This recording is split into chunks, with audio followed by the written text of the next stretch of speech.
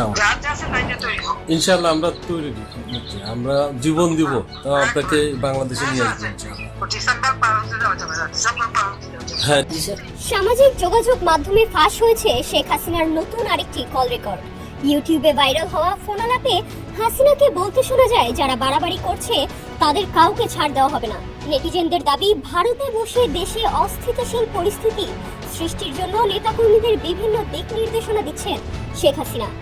যারা এখন বেশি বেশি বাড়াবাড়ি করছে, বলে বেশি বাড়াবাড়ি করেন আপনি, কেউ ডিসেম্বর পর্যন্ত তোমাদের ওই টিকে কিনা দেওয়া হবে না, আর এই যেগুলো লাফালাফি করছে একটা অস্ত্র থাকবে না।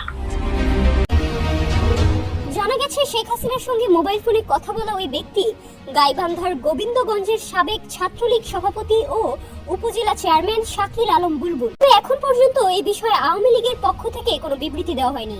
শেখ হাসিনার কণ্ঠ সদৃশ বেশ কয়েকটি ফোনালাপ ছড়িয়ে পড়ার পর থেকেই সামাজিক যোগাযোগ মাধ্যমে বেশ চাঞ্চল্যের সৃষ্টি হয়েছে। নতুন এই ফোনালাপে শেখ হাসিনাকে বলতে শোনা যায়, ডিসেম্বর পর্যন্ত অপেক্ষা করতে হবে। তোমাদের বাড়িঘরে যারা আগুন লাগিয়ে দিয়েছে তাদের কি বাড়িঘর নেই? সব কথা কি বলে দিতে হয়? বর্তমানে এই সরকারকে মানুষ ব্যর্থতার চোখে দেখছে। হ্যাঁ আছে, জি আছে। তাহলে সবকিছু কি প্রকাশ্যে করতে হয়? ফোনালাপে শেখ হাসিনা আরো বলেন, যারা এখন বেশি বেশি বাড়াবাড়ি করছে, বেশি ভালো থাকবেন না আপনি। দেখো ডিসেম্বর পর্যন্ত তোদের ওই শত্রুরা টেকে কিনা, কাউকে পালাতে দেওয়া হবে না। যে কয়টা নাফরমানি করছে তাদের একটাও আস্ত থাকবে না।